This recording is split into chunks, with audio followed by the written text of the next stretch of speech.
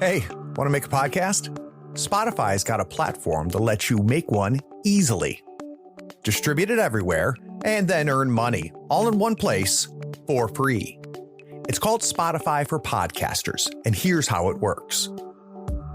Spotify for Podcasters lets you record and edit podcasts right from your phone or computer. You can start creating today.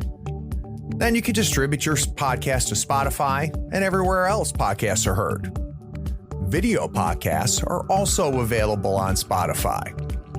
With Spotify for Podcasters, you can earn money in a variety of ways, including ads and podcast subscriptions. And best of all, it's totally free with no catch. Ever since I discovered Spotify for Podcasters, I've been watching this podcast grow and reach more and more listeners, and I recommend you give it a try. Download the Spotify for Podcasters app or go to www.spotify.com/podcasters to get started.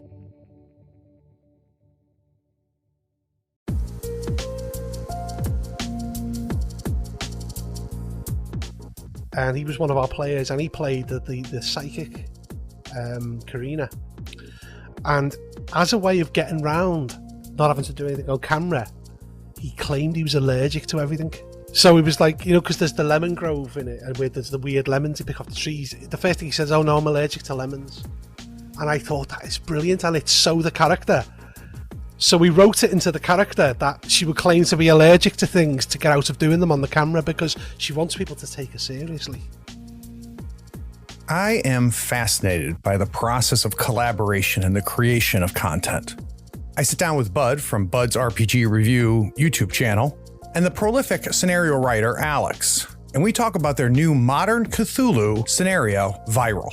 For their first outing as a writing team, it's an impressive piece of work, and I really enjoyed finding out who does what and how they work together.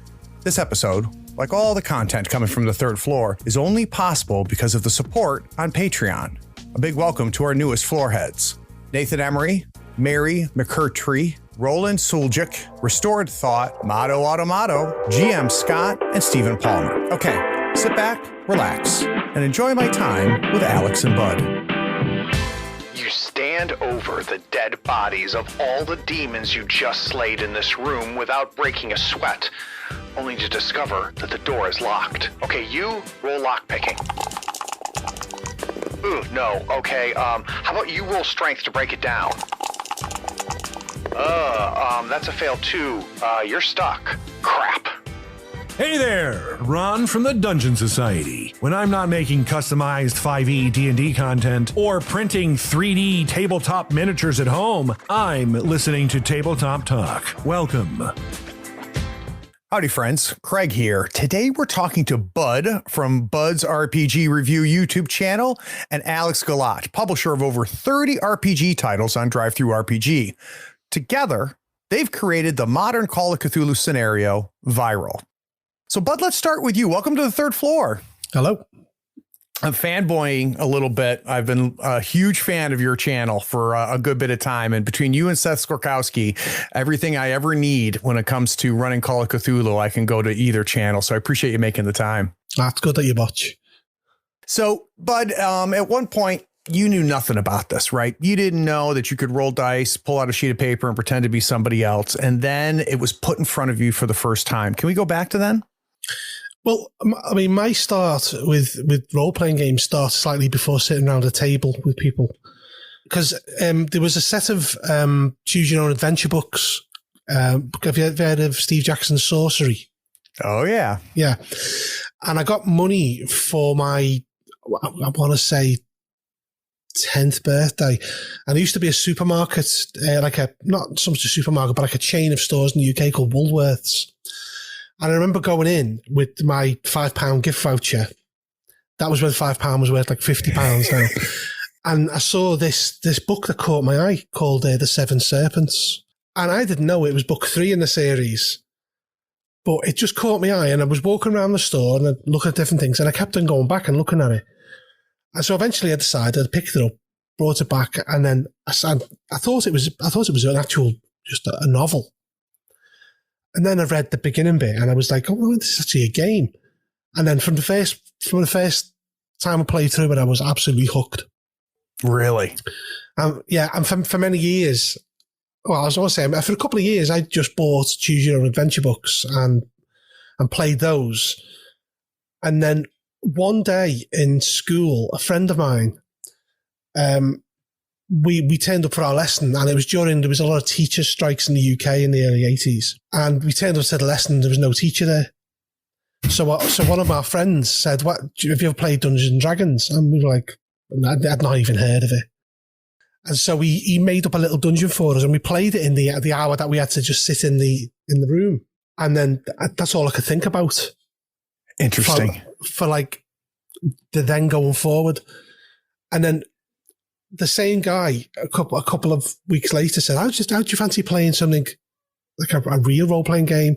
And he whipped out RuneQuest 2nd edition. Nice. Which I bought a while back, the box set of, and we only had the box set. So we only had the box set, your Apple Lane and the other scenarios. We didn't even know they existed. I thought for many, many years that RuneQuest was just that book. Interesting. And we at the summer holidays, we used to go around to a friend's house and we played pretty much every day for 6 weeks. Wow. Just making up adventures. We didn't know anything about Glorantha. We didn't really care. There was a spell called Detect Silver. I've often mentioned this when people have spoken about it, but in Glorantha, Detect Silver is to do with the Rune Goddess. We thought it was just for finding treasure. So we just, which is a reasonable assumption. well, yeah. When you don't know the lore of the game you're playing, that's where we went. And then from there, I progressed to then it was Judge Dredd. Nice. Then Warhammer Fantasy Roleplay, and I didn't play D&D like for using the books until AD&D, and I'm going to say 1989. Yeah. So my first thing was never the red box D&D. It was RuneQuest. Isn't that something? Yeah. So that was where I got my beginnings, and the first book I ever bought was Warhammer Fantasy Roleplay 1st edition, and I still have the same book that I bought in 1988, 89, I think. And it's fallen to bits, but Yeah. So seldom those books survive their parents and moving and going to university and stuff like that. So good for you. So, Bud, you are no longer in high school. You've got a couple more years in you than when you were in high school. Mm-hmm. But, you obviously vividly remember, those adventures and those times when you were playing those games. Do you have a sense now as an adult looking back at that? Like, what was it that got Bud so hooked? Why did the Choose Your Own Adventure books grab onto you? And then why did sitting playing RuneQuest just occupy your mind? It was I think I often found novels and television predictable. And I'm smart enough that I can normally work out what's coming. I mean, there has been the odd novel that's completely surprised me, but more often than not, an author will lay enough clues throughout a book for you to pick up where it's going to go at the end. But as I knew my friends were writing adventures and putting us through and this is at a time when you couldn't really buy that many adventures. Yeah. So you kind of had to write your own. It was the uncertainty. It was the not being able to predict what was going to happen next. That was kind of what I craved. And also, you do kind of have rose-colored spectacles about the whole thing, but to look back on the time you spent with your friends, it was a joyous, carefree time. Yeah. Yeah. The ability to just, sit in like weekends, right? Like we would play for a weekend when we were that age. That meant we got there Saturday morning and we played for 12 hours, may have ate, may have not ate, and then went to bed and went right back to playing it. Yeah, that's what we did. So, but as you kind of look at this history, right? We talked about the beginnings, but I think it's also interesting, especially as we get into you as a creative. What were other big landmarks for you? Were there other times where you were into the hobby and then you came across something that made you just go, holy shit, like I had no idea? I mean, do you mean in the sense of like you read something, or there was a game that changed how you view games? Yeah, let's start there. So what were games that changed how you viewed the hobby and and changed what you thought you wanted from the hobby? I mean, to think more in more recent years, it'll be, and we're talking maybe 10 years ago, where I finally picked up the original Delta Green book for Call of Cthulhu. Yeah. I read it and I got in there and I thought, that is one of the greatest role-playing books I've ever read. And when you know the backstory of Delta Green, you know, the big lie that's being sold to humanity and all that, I remember thinking to myself, why have you not read this earlier? Why is it taking you this long to get this game? You know, because it was released 10 years before I bought it. And that just kind of made me want to get, I mean, as you just look behind me, you can see, you know, what I'm like about Delta Green. And so for those of you listening, he's got, and we talked about it in the green room, he's just got Delta Greens that takes up an entire shelf. And I'm so envious. I've got other weird bits that have Delta Green things as well, which you probably haven't seen. Like the, because Rachel Ivy for a while, I contacted, and they had this thing. I think they took 10 stamps, you know, like rubber stamps, Delta Green ones, to Gen Con. And I messaged Rachel, said, "Can I have one?" And, you know, because obviously I promote what they do loads on you know, because I love the game. And one of the guys I know, Dr. Cowie, he was at Gen Con, so they passed it to him. And I got some sew-on patches and things like that as well. And with the Kickstarters, I went all in on all three of them. Like, everything can print. And the amount of people who've since said, I wish I went all in for these because they're so good when they release them. Well, and here's the thing about what they do is, you know a couple things. One, you're not going to get it tomorrow, but it's going to be worth the wait because, you know, they have a very solid, transparent policy, which is we're going to release them when we're done. Yeah. And the amount of love and effort and pride in their work just comes through. Absolutely, so I mean, I backed the most recent one, which is going to be, you know, bring back to life some of the original content and stuff like that. And I just know that when I get it, I am not going to regret the wait nor the price, because it's going to be gorgeous. Absolutely gorgeous. So, Alex, let's talk about you a little bit. Welcome to the third floor. Hey, how's it going? Good, my friend. So, similar question, right? So at some point, again, you didn't know anything about this hobby and it was put in front of you, and I'd like to go back there. Oh, sure. Yeah. So my first introduction was a birthday present. I got the original basic D&D set, which had the dice that you had to actually like color in the numbers with the crayon that comes with it. And the crayon, yeah. Oh, yeah. It comes with a little crayon for those of you who don't know, and it's young to know, but it's, you got the little crayon. You actually had to fill in the little numbers so you could read them. And it had like Keep on the Borderlands and sort of all this classic stuff, but it was all just, saddle stitch, books and the original thing. And I remember after getting it, just, sitting there on the carpeted floor with my friends, just going over it and just immediately just picking up and starting playing it. We were playing it wrong. We had no idea what we were doing, but we were picking out enough to, to attack our first gelatinous cube and that was just a blast. Because I was very young at the time. And of course at that age, everything's about pretend, right? We used to do all this kind of stuff on our own anyway, go out in the woods with, and do all kinds of pretending. But, with this, it had this sort of structure around it, which was brand new. And so that was just kind of awesome for us. We really liked that, the story. And so we'd begin making sort of adventures for each other, I think there was like maybe 3 or 4 of us initially. And then I just continued sort of, I got involved in a group, in high school, and I think it started in junior high actually. And then we went through high school and just, kept on playing. So Alex, as you're growing with the hobby, right, and you're playing all through high school, one of the things I often hear from people, and I did this, is you end up taking a break, right? Your real job, other interests and stuff kind of pull you away from the hobby. Did that happen to you, or have you been playing straight through? Oh, pretty much straight through. The only time I took a break was when I moved someplace where I moved away from the group, and we really didn't have a lot of people in the area, but no, pretty much straight through.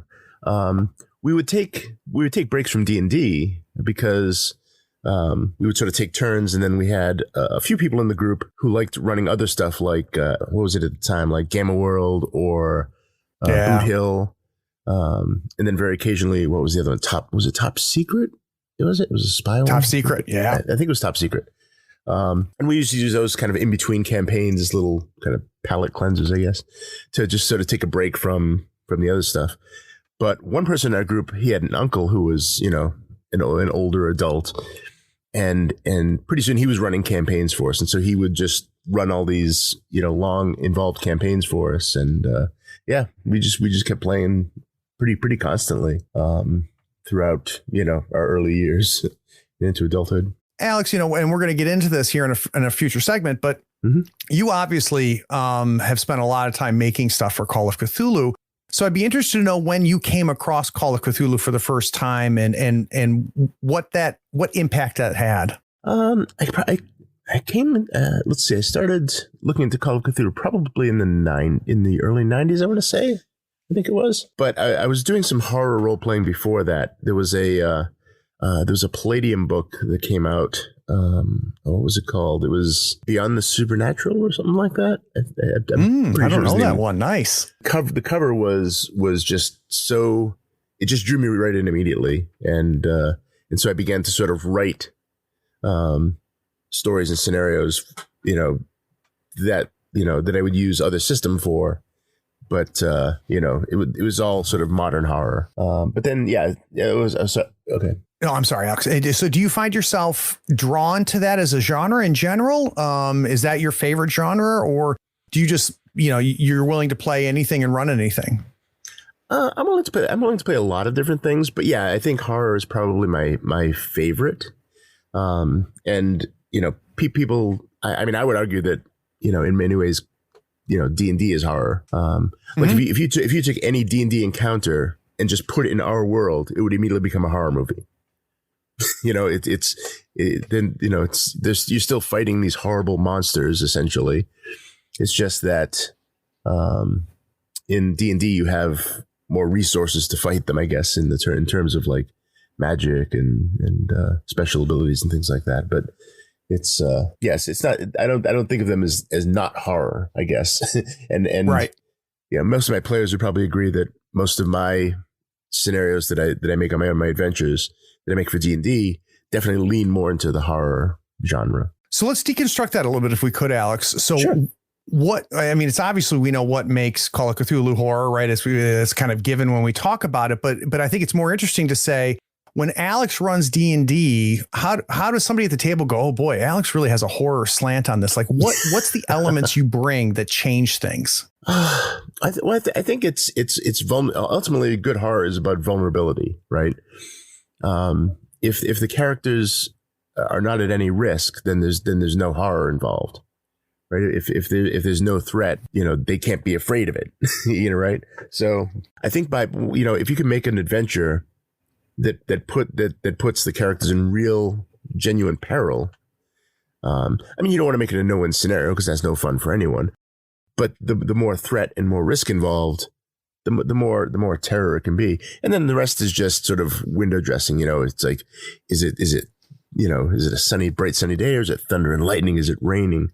And one of my favorite sort of versions of that horror was able to really lean into it was the original Ravenloft adventure, which was, that was groundbreaking for me anyway. Not only was it written very differently than most other adventures before that, but the sort of isometric maps and the lore behind it, it was a very different thing, and it was definitely my cup of tea. You two gentlemen are separated by just a small little pond. And up to this point, as we talk about the time that you each of you spent with the hobby, we've yet to talk about the two of you coming together. So when was the first time that Bud, that you kind of came across Alex? Alex messaged me and asked if I'd like to do a review of one of his scenarios, The Pipeline. And sent me a copy. That's right, isn't it, Alex? Yeah. Although I think the first time we actually communicated was a play test, wasn't it? Yeah, no, that's right. Yeah, that was just before that. Yeah. I'm quite into creating liminal scenarios. You know, the system Liminal by Paul Mitchener. Yeah, Paul's been on the show. It's a great system. It is. It's a great game. I've been lucky enough to actually have Paul run Liminal for me, and I've run it for him. Oh God, that's great. It's a bit weird running it for him because I knew the rules better than he did. And I asked Alex if he'd like to play test it, because I think Alex has become a patron of mine, and I put a little shout out there to say, anyone want to play test this scenario? And Alex came back and went, sure. We got a group together, and I remember Alex created this really interesting character because obviously the world of Liminal, things are infused with magic is the whole point. And Alex's character was a guy called Vincent, who was a chalk artist, but his chalk art was filled with magic, and when people looked at it, would move and things like that. And so we had this great game. And then I think you sent me the copy of the Pipeline, which I did the review of. I know I get sent a lot of stuff, but I did the review of it, and I thought it was pretty good. And then from there, when I got Impossible Landscapes, the whole point with Impossible Landscapes was I wanted to run it because that validates my review, my big breakdown review of it a bit more. Yeah. And so I've got a couple of guys like Scott and Keith from the Titterpigs podcast, who are friends of mine, and Pookie from Reviews from Really I. And I had a few people I was thinking about asking, and I said, I'll ask Alex again because his character was really interesting. I didn't know what I was in for with the character he created for Impossible Landscapes. You wouldn't believe it if I told you. All right, well, pause real quick because I want Alex to tell me about his Impossible Landscapes character now. Well, now keep in mind, I didn't realize that. I don't know if this is a mild spoiler or not. There's a time jump between sort of sections at the very beginning, like you skip a few years in between, right? Yeah. So I made an older gentleman. Yeah. So I made an older gentleman who was he was part of he was a psychiatrist who was part of the MK Ultra program. And so he had this background in he'd already sort of been involved in sort of some covert, government activities and so forth. So he was not new to that aspect of things.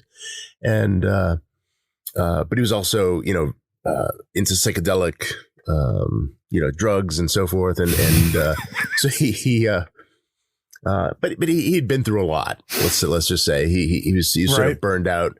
And then he was recruited by Delta Green, but then, but he was already I think he was like in his 60s or something like that when I had him. And then I find out there's suddenly this, what was it, like a 20-year time jump or something ridiculous like that? Was it so 10 or 20 years? Octogenarian. I'm playing an elderly man who's lost his mind. He's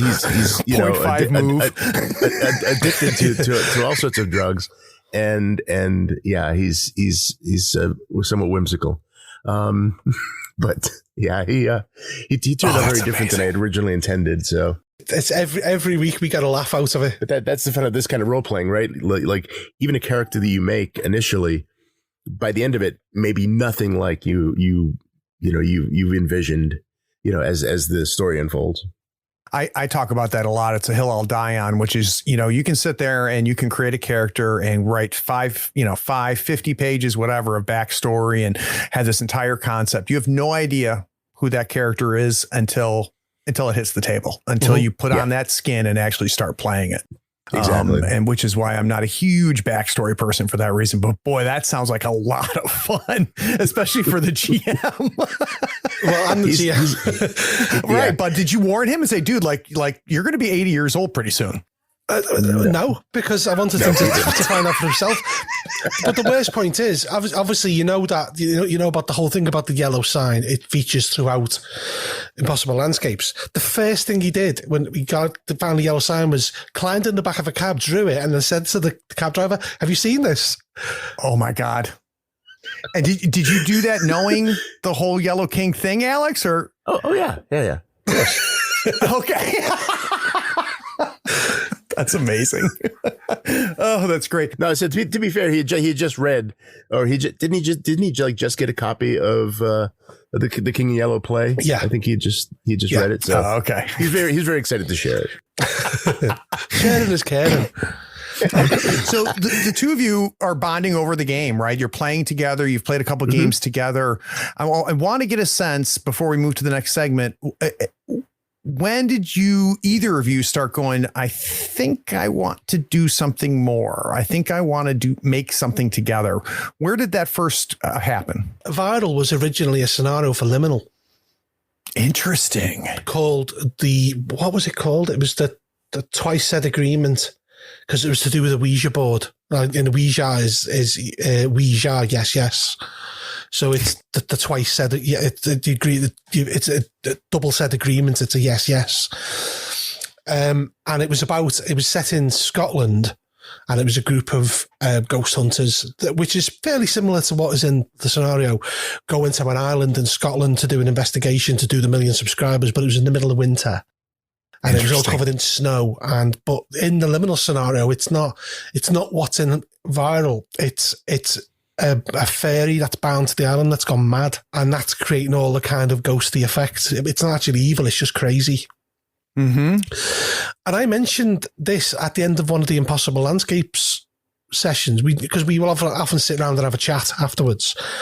And Alex said, that sounds like a really good idea for a Call of Cthulhu scenario. Would you want to work on something together? So I said, yeah, that'd be cool. Great. And then it just took off from there, didn't it? Yeah. And because we stripped out the things that we knew would work.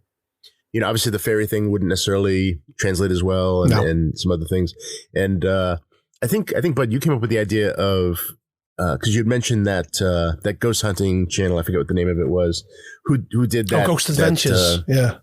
Yeah. Where they actually went to this haunted island. And Pavaglia. And it's off the coast of Italy. Yeah, right. So this is sort of our version of that place. It's in a different location, but we decided to come up with our own version of that, and then it just sort of went on from there. And then the name Viral came up sort of naturally out of the story as we were sort of putting it together. Alex is being very kind there. He came up with the name. Because when he showed me the cover he designed and he said, this is the title, I was like, that's perfect. That's so cool. Because it has a double meaning throughout. Exactly. Yep. It's good stuff. And we're going to have a whole segment about Viral. So guys, the Insider Insight series is my opportunity to sit down with designers, developers, artists, writers, and creators and learn how they approach their work. I try and understand their process, inspiration, and methods for crafting their creations. And that's what we're going to do with Alex and Bud today. We're going to take a quick break. When we get back from this break, though, we're going to talk a little bit about a YouTube channel called Bud's RPG Review. We'll be right back.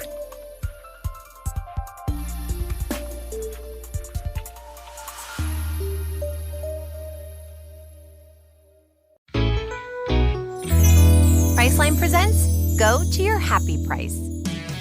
What's up? It's Kaylee Cuoco. When it comes to travel, we all have a happy place. You can see yourself already there. It's beautiful. It might be sunny and sandy for some, neon and urban for others, deserts or rainforests or hiking trails. With Priceline, you can get to your happy place for a happy price with deals you really can't find anywhere else.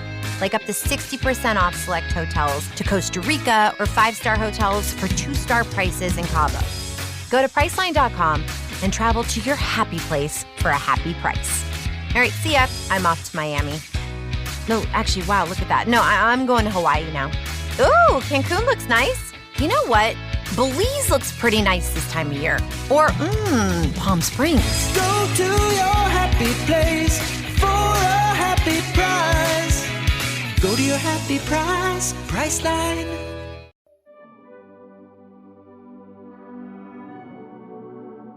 If you're like me, you love Blades in the Dark by John Harper. Or perhaps you've never played it. Either way, we've got something very special for you. We are the cast of the actual play of Blades in the Dark on Third Floor Wars YouTube channel. Join me, Václav, Joe, Roman, and the Nick Westbrook as our crew. The umbrella means fight to control the underworld of Duskwall. Blades in the Dark is the perfect RPG if you want minimal prep and exciting heist movie-styled action. And like all role-playing game actual plays on the channel, you get engrossing roleplay combined with mini tutorials of the game's mechanics. Veterans of Blades in the Dark can watch and see why John Harper himself called the show a great example of player-driven gaming using Blades in the Dark. If you are new to the game, we will show you how the mechanics work, and you will see why Quince from the Shut Up and Sit Down, in his reviews of Blades in the Dark, proclaimed, "Blades has me wondering if I'll ever again find an RPG that resonates so perfectly with my friends and me." All right, friends, go to Third Floor Wars' YouTube channel and watch us play. Each session is action-packed, full of great role-playing, and showcases why many RPG enthusiasts love Blades in the Dark.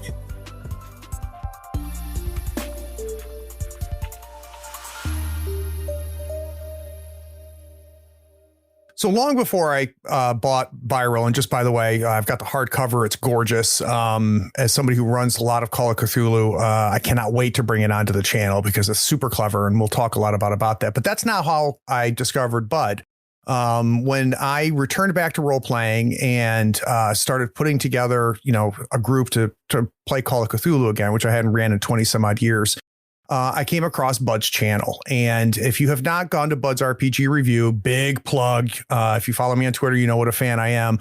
Bud's approach to it is very unique, and it's something to watch. But I don't want to talk about what Bud's channel is about. I want to get an idea of where it came from. So, Bud, when you think about it and go backwards, when was the first time you thought, maybe I want to share my thoughts about these games?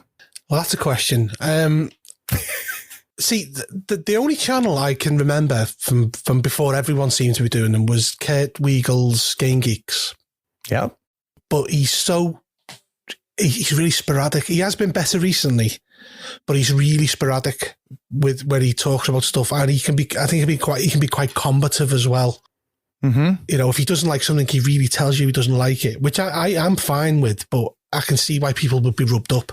Or if I wanted to find out about something, if I search for the game, it would always be on reviews from Relay, because Pookie reads like no one. He's inhuman how quickly he reads and writes reviews up. Yeah. So, I came up with the idea of doing the channel. There's a bit of a backstory to it. It's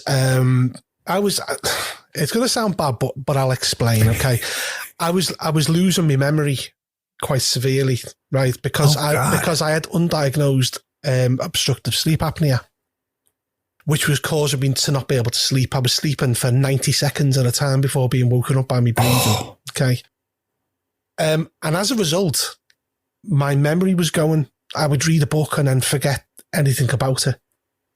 Any rules, I would go in and play games that I played for years and not remember how to do things. So through my work, we have private health insurance. I mean, as you know, in the UK, healthcare is free, but to be seen privately. So I got diagnosed with it and treatment for it, and then I noticed my memory was starting to come back. Unbelievable. So I started rereading the books that I'd forgotten things about, and it was sticking. It was starting to stick again because I was sleeping properly. And on the way to our games, a long-term friend of mine, Mark, on the way to our game every Wednesday, I pick him up and we drive up together. And I was talking about, I've reread this, and is this right? And we just got chatting away. I said, Joe, I should just do a YouTube channel where I explain how things work to people. And he was like, yeah, you definitely should, yeah. So I had a look online, and other than Kurt Weagle, it seemed to be more about people showing themselves and showing the books. And there was one particular channel, I don't remember the name of, but the guy literally had the book next to his face. I was talking about it and turning the pages like this, and I was looking at it thinking, I don't want to necessarily see you. I want to see what you're talking about. So that gave me the idea for my channel, with the idea that you wouldn't see me.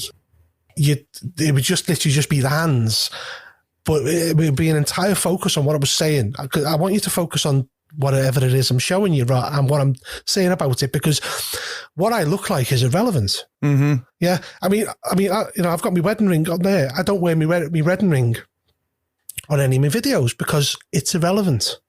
Right. It just brings up what people people will sometimes say, you know, they would ask you about, oh, I didn't know you were married. And that's irrelevant. So the idea was, I received treatment for the sleep apnea. And so I thought, right, okay, I'll create a channel. I don't know what to do. Come up with the channel name, went and grabbed everything to do with it, you know, like Twitter, all like YouTube. We grabbed all the bits that I needed to do. And then I put out my first video, which was Delta Green Agent Handbook. Isn't that something? And it was terrible, the video. The audio was recorded on my phone, then routed through Audacity. I didn't know anything about macros. It just sounded terrible. And the video was was no lighting. It was the camera on my phone on a tripod. And yet somehow I managed to get 20 subscribers off this hot garbage that I put out. And fairly early on, one of my subscribers was Seth Skolkowski. I think he was one of my first 20 or 30. No kidding. Yeah. And this is when he had thousands at this point. Yeah. And I looked at his stuff, and Seth's stuff, as we know, is great. And I was like, I really need to up my game here. Yeah. And that's kind of where I've gone from there. I've tried to up my game each step along the way. Yeah, and in fairness, or you listen to or watch some early Seths, and Seth struggled from the audio and video as well. And we all do it, right? We all go through it. So I love getting the backstory behind, you know, obviously the unique visuals of your channel, but you know, that's not it, right? That's not all of it. There's gaps that you must have seen that you said, I'm going to fill. So let's talk about how you approach this, and, you know, what problems were you solving? So you said, this is not happening out there, and I'm going to do this. I'm going to fill these gaps. It was the deep dive, and instructional, because this is another one that might be a bit of a ramble, but I'll get to the point eventually, is, when I set out to do things like when I did Masks and Nyarlathotep over 17 videos, I do a complete breakdown of each chapter. Some chapters taking 3 videos because they're just too big otherwise. They're too unwieldy. And I have a patron who's got slightly diagnosed ADHD, and he's a super nice fella. He really is. And he messaged me and he said, just to let you know, I really struggle with sitting and reading. Mm-hmm. But when I can sit with the book in front of me with you explaining what's going on, and it sticks, and I understand. And that's something. Yeah. So it was the idea that I could do big breakdowns of campaigns, not only to help me understand it, but to help anyone out there who's struggling to wrap their head around what's going on. And it's the bigger campaigns, obviously, like Impossible Landscapes, like it's an 8-part video series. You know, I'm currently doing 6 seasons in Sartar, which is a RuneQuest, a superb RuneQuest campaign. And that's going to be my kind of thing going forward. It's these big campaign breakdowns in multiple parts to help people run them. And to, you know, wherever possible, I want to run them. Because I'm going to be doing a series of face-to-face videos, but for patrons only, called Bud's Guide to Running X. And I've already written part 1 of Impossible Landscapes, how to run the night floors, what I did and what I would do differently. Mm-hmm. And they're going to be like a patron-only thing, and they're going to be face-to-face. They're going to be like, with a camera. So, but logistically, I've been curious about your process. So you identify what you want to talk through, right? Mm-hmm. What you're going to make the video for. Do you script it and then record, or can you walk me through, like you pick something up and can you just give me an overview of your process? Okay. So it's one of the questions I get asked the most is how do you get I do now. But how do you get the audio and video and everything just sounding so good? And how do you remember all that? Well, I don't remember all that. I script out my videos entirely. I record the audio. And then when I record it, I have the audio playing, and I essentially mime what I'm doing on the video, on the audio. And then when I import them in, because I've got the audio playing in the background when the video's recording, I can synchronize them. Right. So I just click a button, it synchronizes, and it all matches up. Right. But I think, to be honest, the thing I've learned the most about since I've been doing the channel is perhaps surprisingly not video, it's audio editing. I've become a real dab hand at audio editing.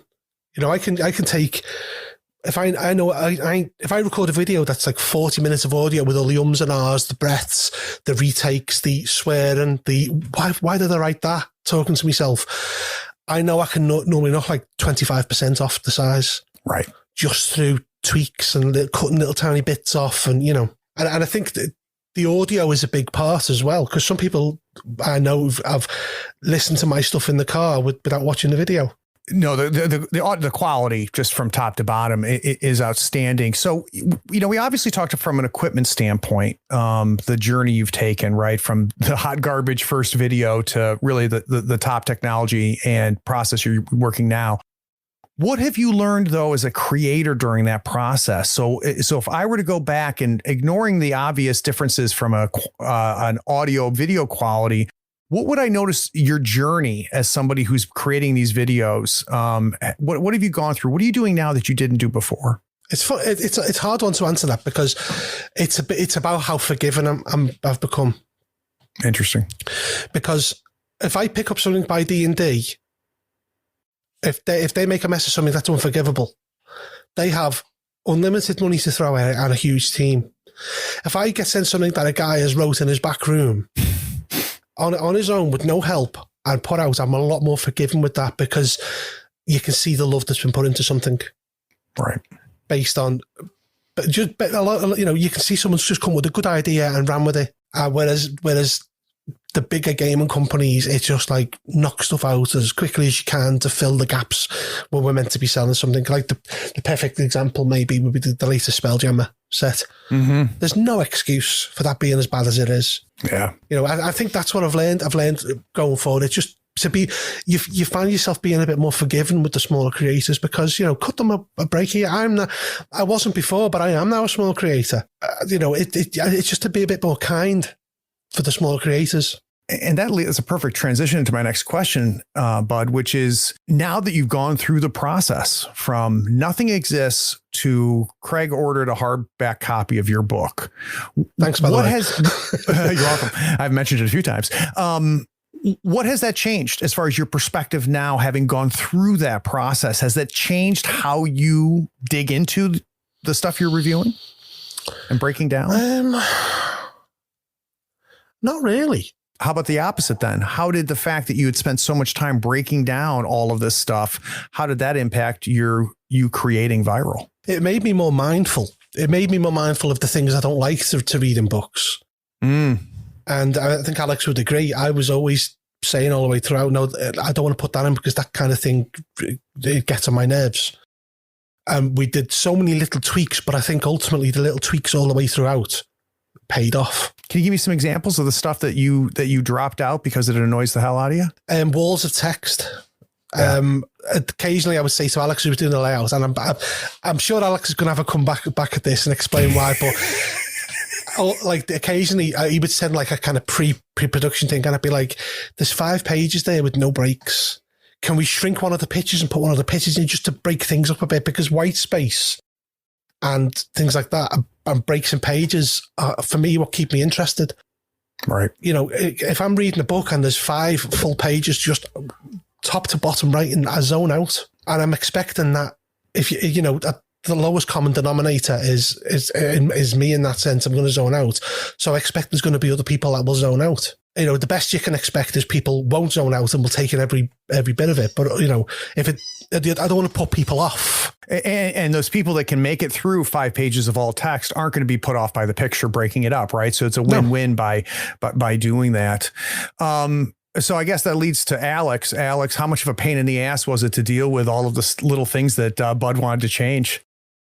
Well, I mean, working with someone is always a pain in the ass. Okay, even they can be the best person in the world, and it's always a pain working with someone else, right? Because anytime you're doing something creative, you want your vision, and they want their vision, and somewhere you find that middle ground. But I think with what works with us is, actually that tension does help him to make it better, right? Like, he pulls for certain things, I pull for certain things, and we end up, through those little frustrations here and there, we end up coming up with something better ultimately. It's that friction that actually, causes it to become better, I think, for us. Yeah. At least that was my experience with Viral. I guess we'll see with the next one. No, I agree. Yeah. Oh, the next one. That's the big punchline at the end of this podcast is both Alex turning to Bud and say, dude, this is the last one. That was it. I can't do it again. So Alex, I want to take a similar journey with you, but obviously not about a YouTube channel. So you're playing these games, you're running these games, and anytime you're playing or running a role-playing game, you're creating, right? That's part of what this process is. But I run games and I play games and I've published nothing. And to be honest with you, I've never had that urge to publish something, but you did. And I want to get a sense of what drew you to say, I think I need to put this in front of more than just my table. I mean, I've always wanted to publish. I mean, even back in the early days, in the late 80s or so, I would occasionally submit stuff to, TSR at the time or they would have contests or, those type of things. But at the local game shop, I would also submit stuff to them that, I would actually do these little adventures that would, photocopy at the local library after making it, you photocopy it, staple it yourself, fold it, and then, ask them, hey, we put up 10 of these out and see if anyone, for, a quarter a piece, see if anyone wants to buy them, that kind of thing. So even back then I was doing that kind of thing. What drove that, Alex? But why? I guess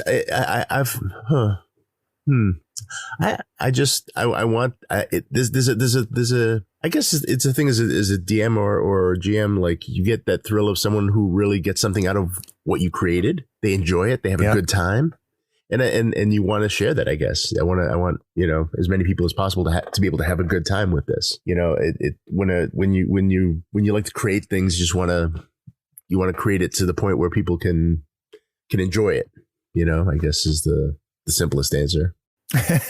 So, and obviously we're going to link to your Drive-Thru RPG page, which is so impressive, but I want to talk about, there's a lot of Call of Cthulhu scenarios on there.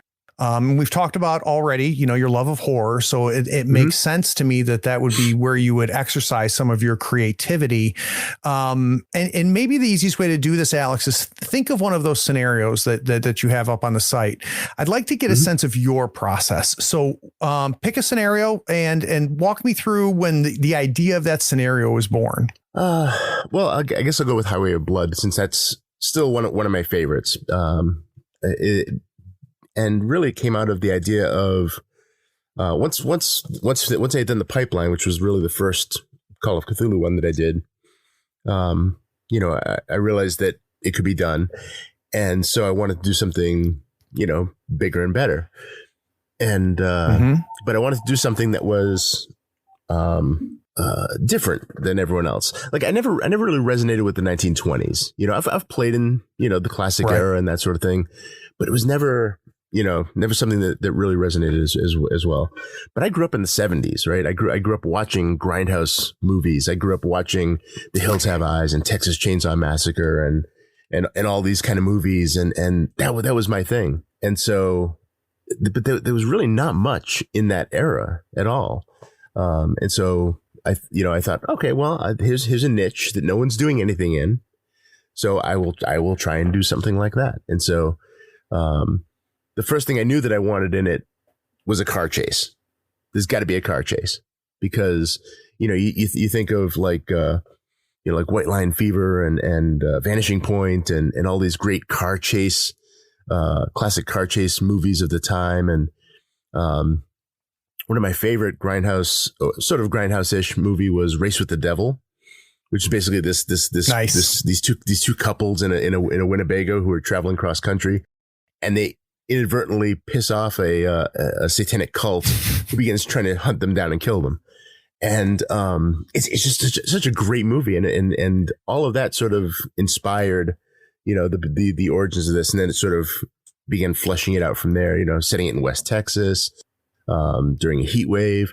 I've always been into having the environment as a big feature of scenarios and adventures, and so having this sort of desert isolation is just absolutely great for that sort of thing. So it just kind of grew out of that. So Alex, you do some of the blocking at that point, right? You figured out some of your touchstones, some of the feelings and environments you want to invoke, and what is the next step then? So you've done the blocking and tackling. I literally have no idea what I would do next in that scenario, but you do, because you've done it so many times. So now that you've gotten that figured out, now what? Oh, I do quickly want to point out that I didn't just write that on my own. I wrote it in I wrote that with Ian Christensen, who is my other sort of co-writer. We've done a couple things together now. And yeah, but he's not on the show. Just take credit, Alex. No, I mean, well, then let's talk about it as a partnership then, Alex. Well, anyway, so what at that point, what we did was we just started to, I think we ended up doing it for like a first early play test at like 40% done. So there's very little, we just had sort of a framework. We came up with this fictional town called Abattoir, Texas, and sort of wrote a little backstory for it and began to flesh it out. But then we wanted to sort of test out the initial part of it, especially the car chase, which was sort of a key feature of it. And so we began to sort of play with it. And in that process, we began to improvise and, come up with ideas that we would write down. And so it began to sort of grow out of that.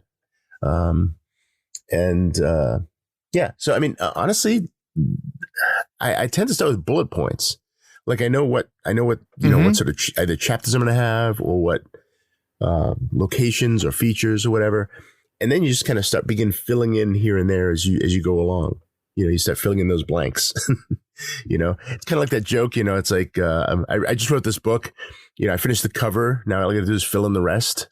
That's kind of how I do things. Right. Like one thing I do is if I get an idea for a scenario, if I'm really excited about it, one of the first things I'll often do is make a cover for it, which is just completely not the way you're supposed to do it. But and I don't always stick with that cover ultimately, but by making that cover, it just inspires me so that I can, when I go to open that document, I see that cover, I'm like, okay, I know what, it gets me back into that place. You know what I'm saying?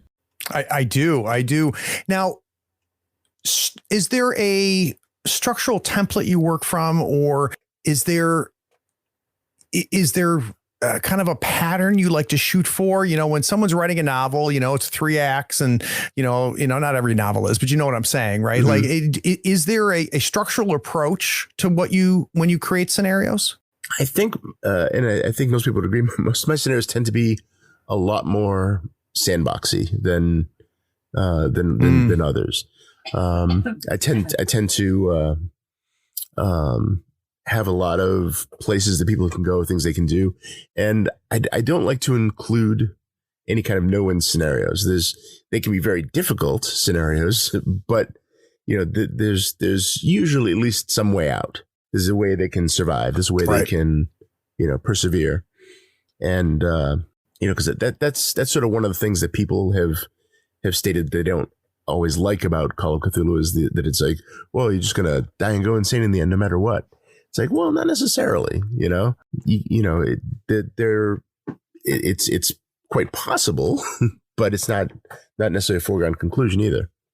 So I like to leave as much available, to the players as possible enough, in terms of player agency. So there's, Alex, a lot of people have ideas. A lot of people start jotting down notes. A lot of people put together bullet points. A lot of people start writing stuff. Very few people finish. So I would be curious to know, how do you push through what I hear is one of the hardest parts, which is at the very end, putting, the final touches, sanding off the corners. Do you have a way to get you to that point where you can say it's ready? Honestly, I think it's you want to shoot for perfect, but you have to settle for 80%. I think that's sort of what it boils down to. You have to reach a point where, you could go over it again and you could add this thing in and you could take this thing, but at some point you just have to say, you know what, this, I'm just going to go with it, because if I just keep waiting and, going over and over it, it's never going to get get out there. You know, it's never going to be done. You know, so you have to reach a point where you just decide it's you know, this is good. And you know, it works. So just put it out there. And speaking of put it out there, this is an aspect of creating this type of content that fascinates me, which is, you know, you play tested it at your table, you build it on your computer, you have friends read through it, you have your whole process, but at some point you let go. And that thing goes out there and it's not yours anymore, right? People are picking it up and making it theirs. And what I'm always fascinated by is what comes back from that. So can you think of some feedback you got, a review you got, a comment you got that just surprised you? And it could be delighted you or like, what the hell did he read? Like, how does that, like, I'm really interested to hear what it's like to have that echo come back. Honestly, some of my favorite things are... Have you ever been surprised? Oh, yeah. Yeah. I mean, honestly, actually, I'm sometimes surprised when I go back and read something. Like if I go back and read the pipeline after not reading it in a while, and I read something that I wrote and it's like, yeah, it's pretty good. Like you don't see it in the moment, but then you go back and you reread it and you're like, yeah. Well, because you've taken a step back now. Like when you're into it and you've seen the same paragraph 100 times and you've gone over it 1,000 and you're just like, oh God, I'm done with this. But then after a while, you go back to it and suddenly it's like, oh wow, that isn't too bad, is it?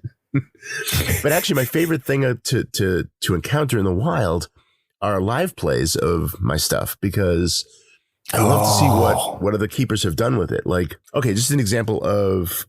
Highway of Blood is a great example because some people have done some amazingly creative things with it. For example, there's one podcast that's going to be, I think they're coming out early next year. They're releasing the audio for it, but they ran it, but they made up characters who were professional wrestlers and they used Call of Cthulu to run it. And it's like, that is brilliant. I need to see how that works. That's one of the best things I've ever heard. And then there was another group that ran it. They played. They were part of a drug cartel, and they had arranged to have this meeting in this out of the way place. So they just picked Abattoir out of nowhere, and so now you've got this situation where you have these really bad guys fighting even worse guys. You know, and it's very much like Dusk Till Dawn situation, right? So it's those are the things I really love. Is seeing people play it in the wild and seeing what they end up doing with it, and often surprising me with the stuff they come up with, or surprising me with, you know, like a lot of keepers, they like to play with it, right? Which is great. So they change things around a little bit. In fact, with the pipeline, I released a second edition of it, and some of the changes I made were directly because of a live play I saw where they changed a couple of things, and I was like, that's so brilliant. Why didn't I think of that? That's so much better than what I wrote.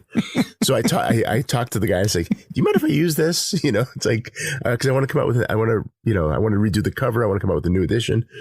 So I was like, yeah, sure. So he gave me permission and I made those updates, and that went into the second edition. So yeah, I mean, I love live plays. That's fantastic. But one of the things that I do like reviews too, like, you know, you guys talked about Seth Skorkowski. He's a great reviewer. But here is great because what I like about both of them in particular is that while they're reviewing it, they're being critical, but they're not being negative, right? Most of the reviews are, you know, they look at they try to suss out the positive in it. You know, they like when you look at Seth's stuff, he's always like, yeah, it's got these problems, but here's how you could run it in a way where you can have fun with it. And I love that. You know, I'm not a big fan of the ones who are like, it's crap, you know, and then they just kind of toss it over their shoulder and be done with it. What's gained by watching that, right? Or listening to that, like, you know, and I'm the same way, you know, I get sent, as I'm sure, you know, you guys do get sent stuff and you're like, do you mind, you know, reviewing, do you take review copies? And I just had this happen recently and I said, yeah, but just so you know, by sending me a review copy is no guarantee that I'm going to put it anywhere, right? I'm not going to mention it or anything like that because I only will talk about things where I can have a positive angle on it. It doesn't mean I liked it, right? But I can just say, you know, this was really clever. I may not mention the 10 other things I didn't like, but there's got to be something in there. So I think that that's fantastic. Now, when we were talking about horror, Alex, you mentioned, how important environments are and how that's a big element to, as you are designing these things. And if anybody who's already at your page right now sees these cinematic environs series that you've been doing, can we get a sense of what they are and why they exist? Sure. They started off in as D&D supplements, actually. If you look through DriveThru, you can find them. Those are the first ones that came out. And I was approached by a friend of mine, DBJ, he has his own YouTube channel for a while.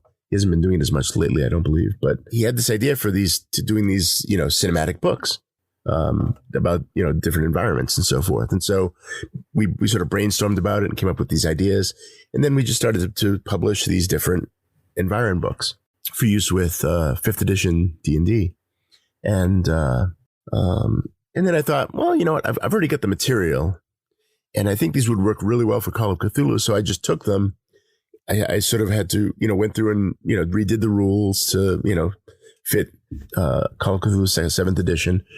Obviously changed the artwork and so forth. And then, sort of re-released them with that. And in fact, the pipeline came out of that, because the original idea was to have the Arctic environs. And then I thought, well, you know what? I did this one-off Call of Cthulhu scenario a while back that was pretty good. So maybe I'll just throw that on the back of it, just as kind of a bonus thing, right?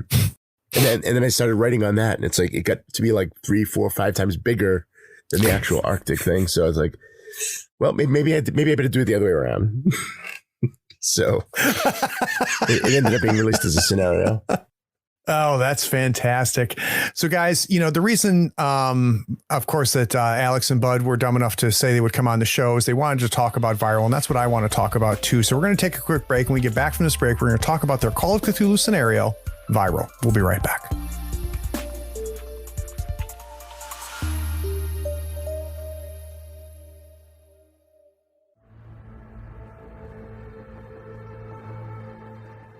You like science fiction, right? You love playing games, maybe even role-playing games. But what if you can't get your friends together for a game night? If you love games like Mothership or Orbital Blues, check out Dead Belt, a card-based space western solo strategy RPG about skillful and desperate scavengers picking over the remains of junked starships in hopes of a juicy payday. In it, you deal with lurking dangers, push your luck, and walk away with enough cred to keep on flying. Of course, you might get eaten by lurking aliens, or run afoul of rival scavengers, or face the murderous ghosts of long-dead spacers. No one said life in the Dead Belt was going to be easy. For more information on this and all of Sean and Abby Drake's games, swing over to acoupleofdrakes.com. The link's in the show notes.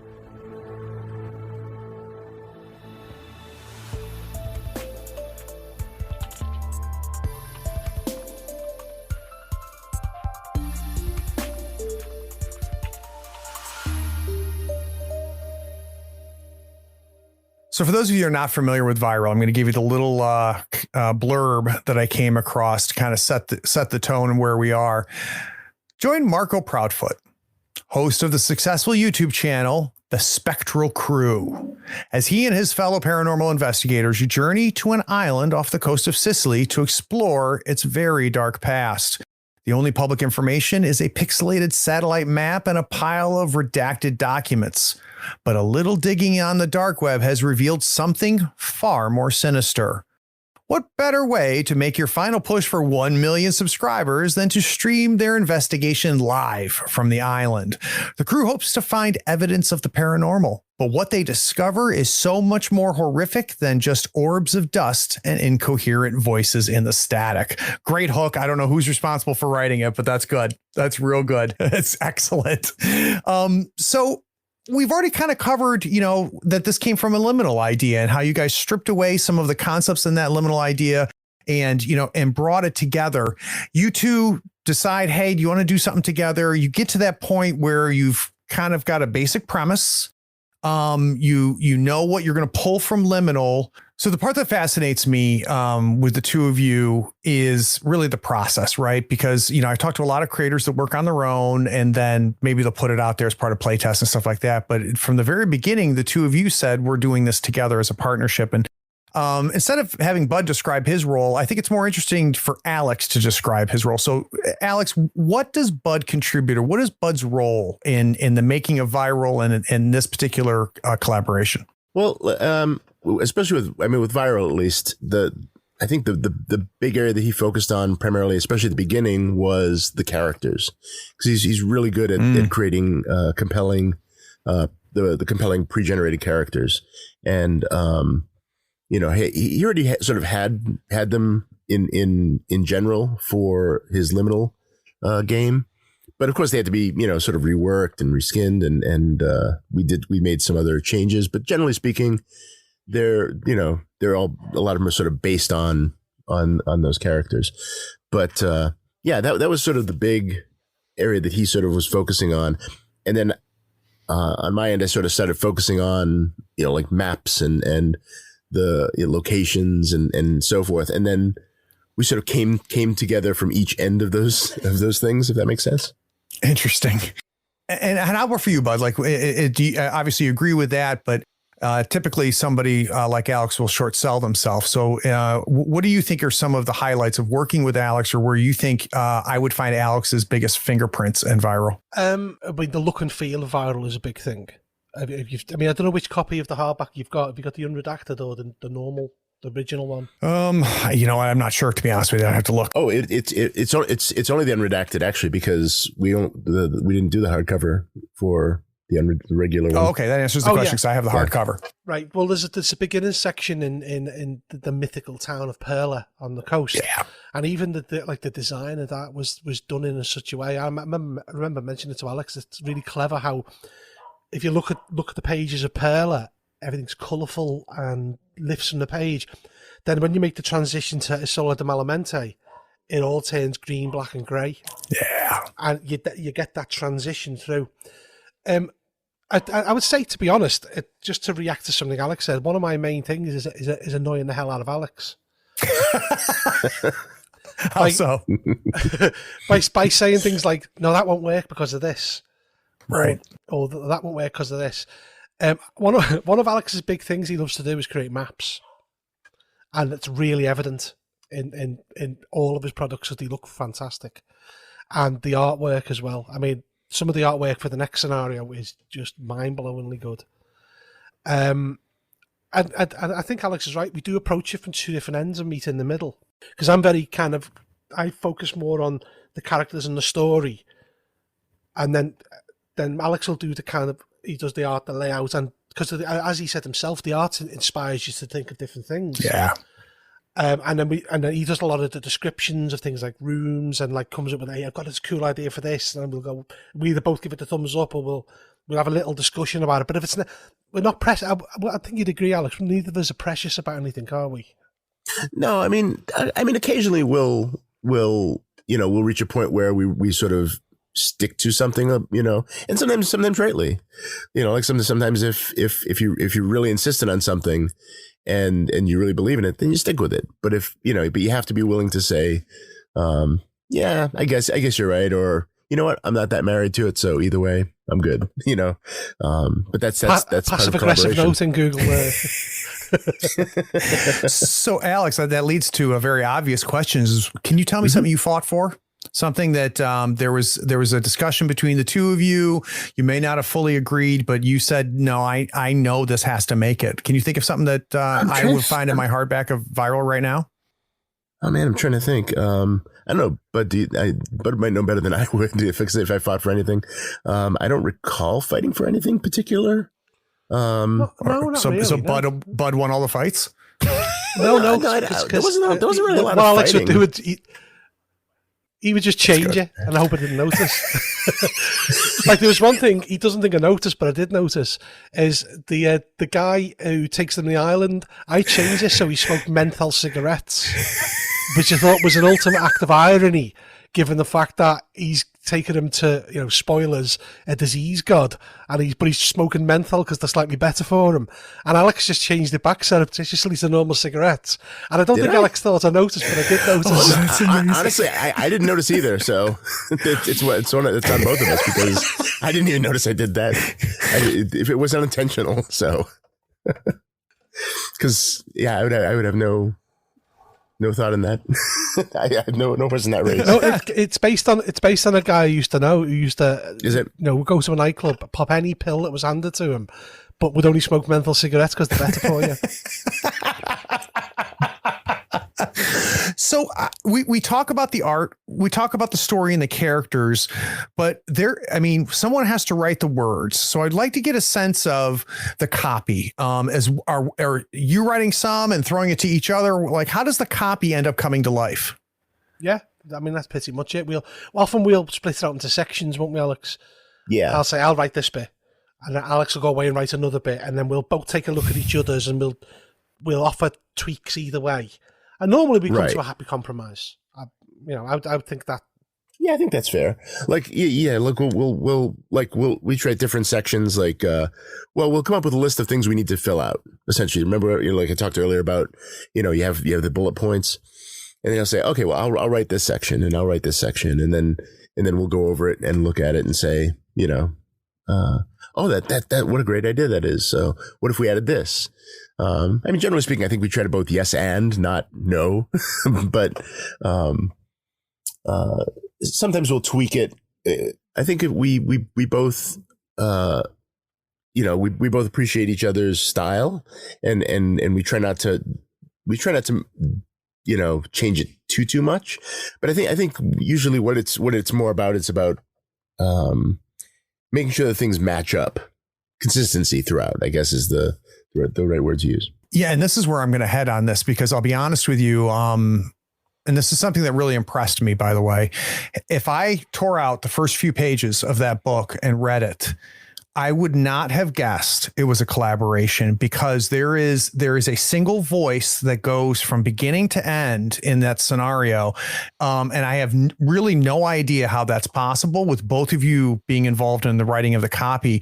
Was that a conscious thing? Do you guys just think enough alike, or how did you guys get it to sound like this was made by the same voice? I'm going to go out on a limb here, and I think Alex will agree with me when he thinks about it. It's a lot to do with the editing, because we had Pookie edit it. Pookie's a renowned editor. Got it.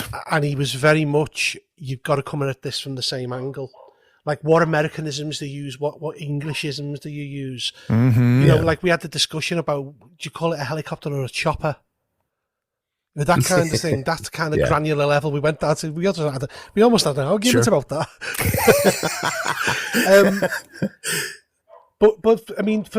For example, the intro script where the email that Marco sends the rest of the crew to say, we've got this thing.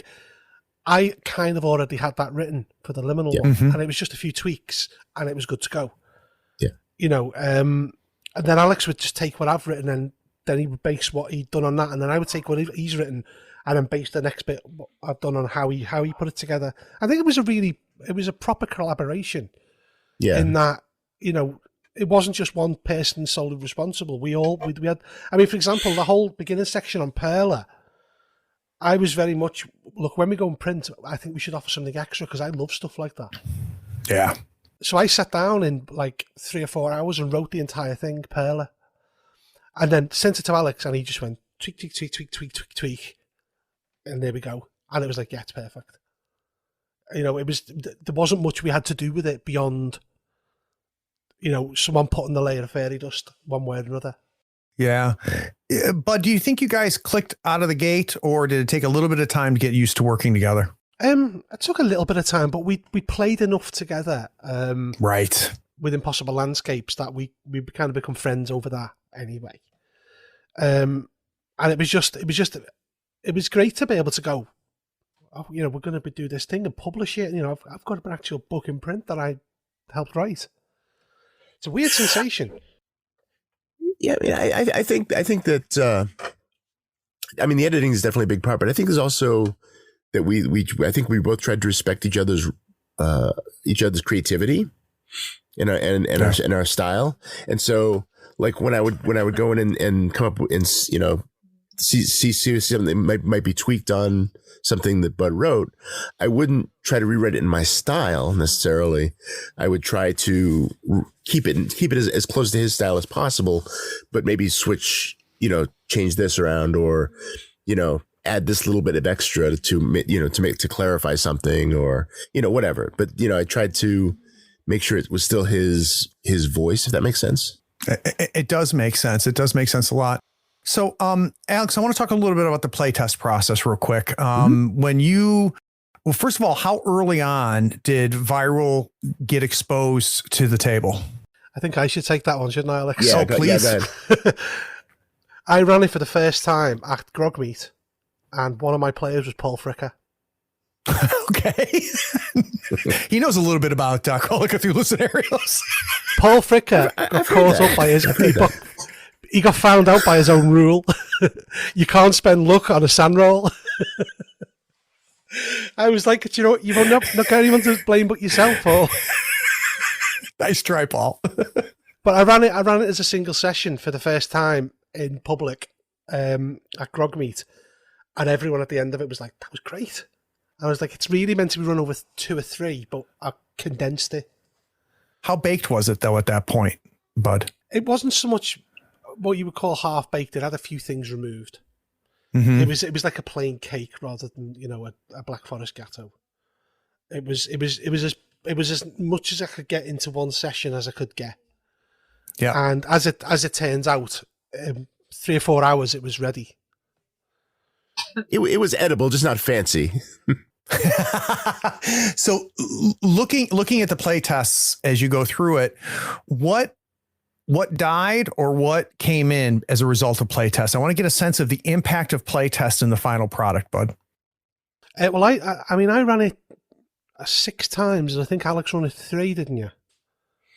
But I think Alex ran it before me online. Yeah, he ran it through Discord as well.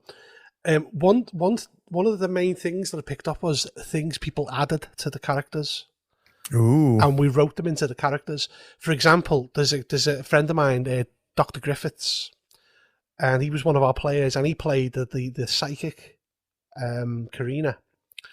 And as a way of getting round not having to do anything on camera, he claimed he was allergic to everything.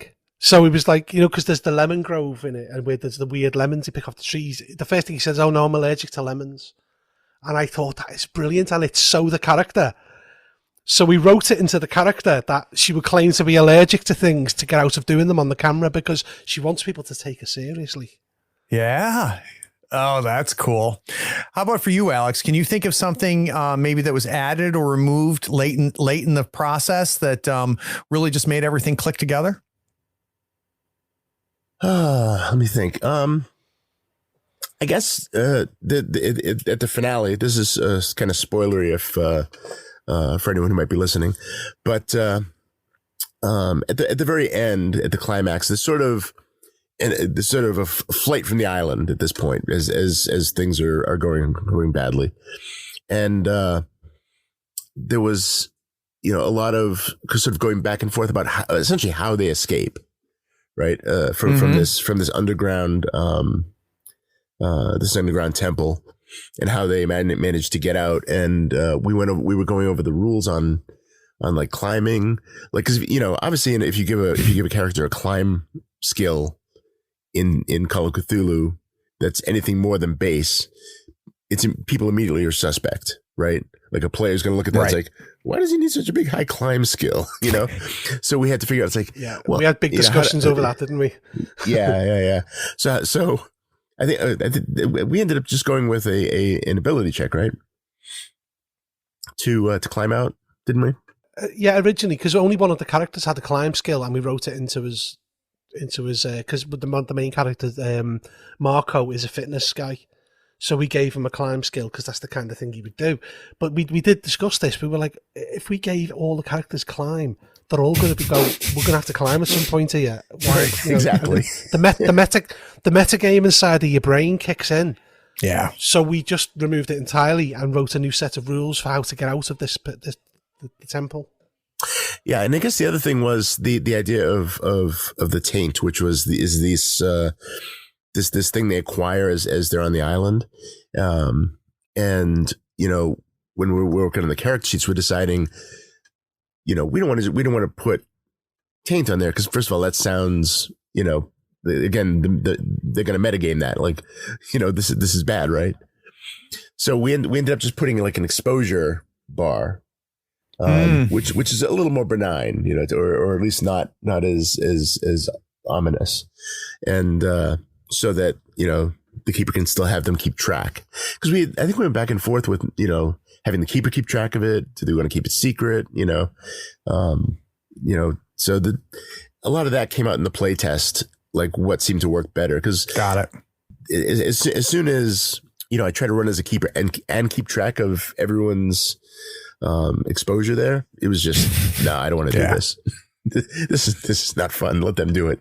So we just have to figure out how we're gonna call it something that's not gonna immediately make them nervous or any more nervous than they have to be.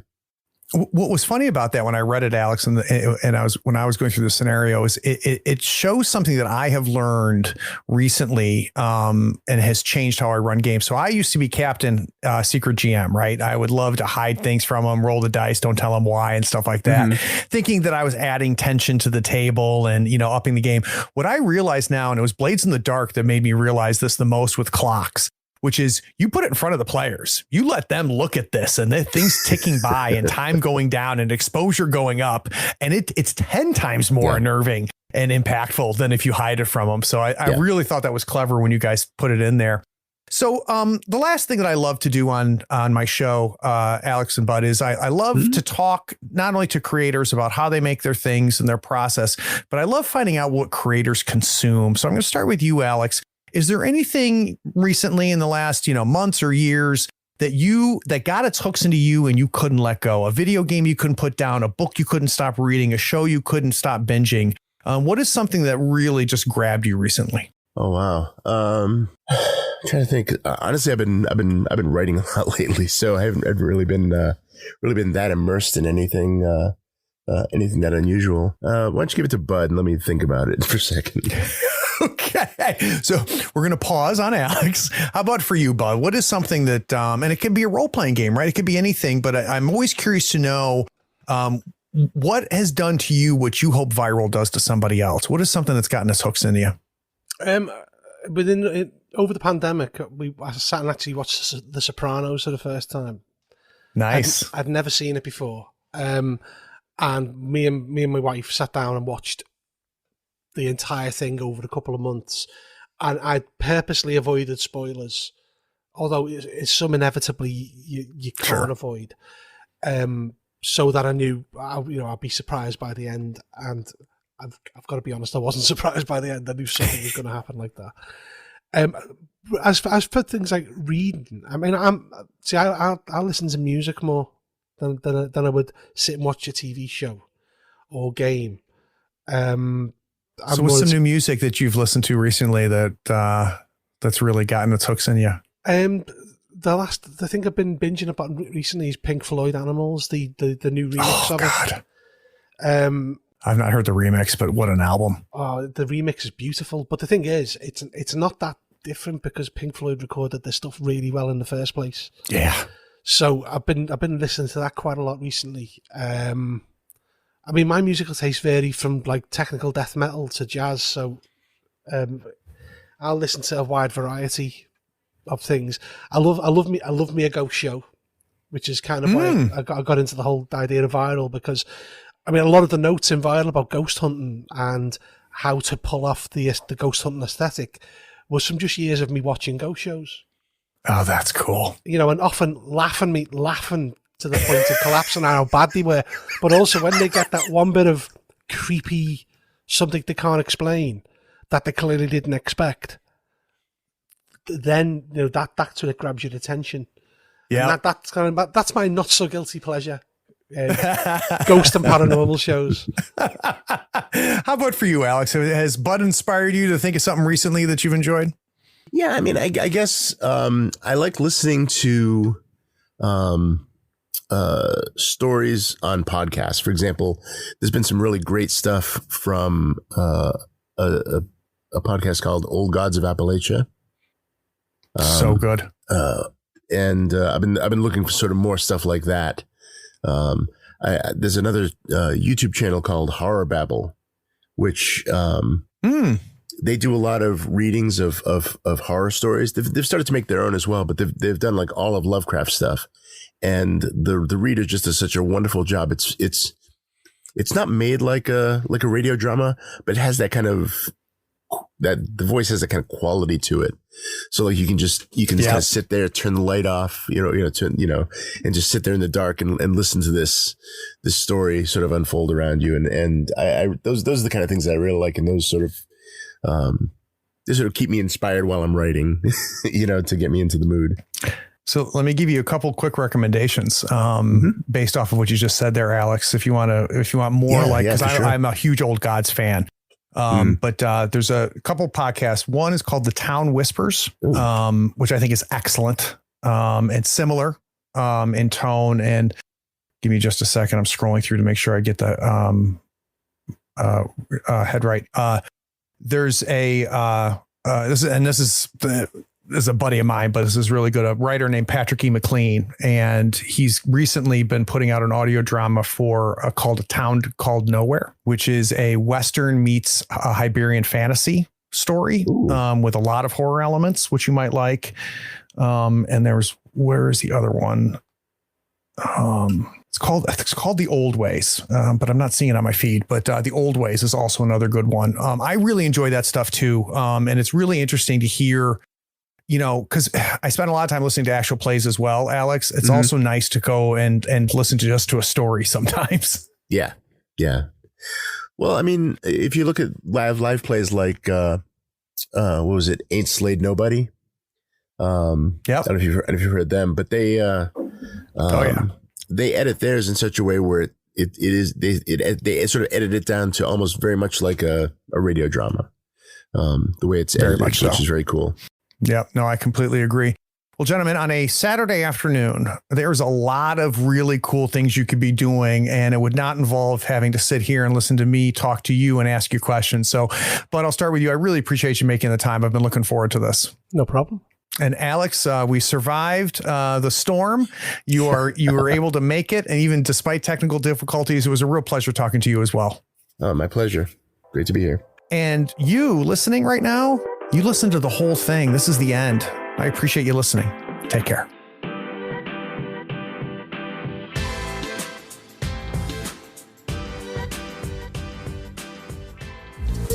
We hope you enjoyed this episode. Subscribe to Tabletop Talk and share it with your friends.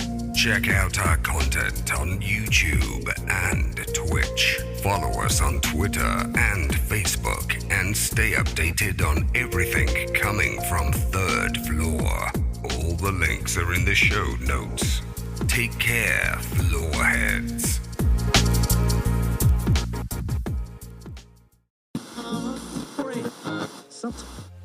That was perfect, gentlemen. Exactly the type of stuff I love. So thank you. Cool. Yeah. So sorry about the overtalk, but it's all right. Hey, we got a delay. I mean, let's stop for a second and appreciate the fact that, not only am I, 1,500 miles, 2,000 miles, whatever number of kilometers it is between us and Bud, but you're in the middle of goddamn nowhere, and all of us are able to do this. That's crazy. It's crazy. Exactly. I try not to get jaded to that because it is amazing. Despite the occasional snafus with the technology. Yeah, and with the delay, guys, we have to play through it. So by all means, just keep going. And we all know to shut up because it's the delay and stuff like that. So I think we're navigating it great. I'm not at all concerned. Not a problem. All right, I'll bring us back.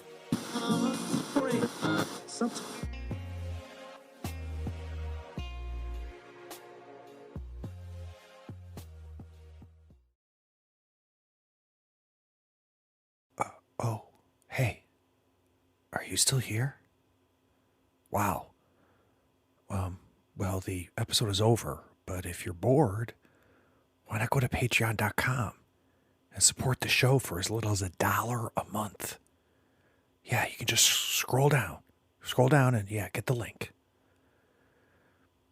It's Patreon that makes this and all of our other content possible. Don't you want to join the other floorheads on the Patreon Discord? Anyway, thanks for sticking around. Take care. Bye.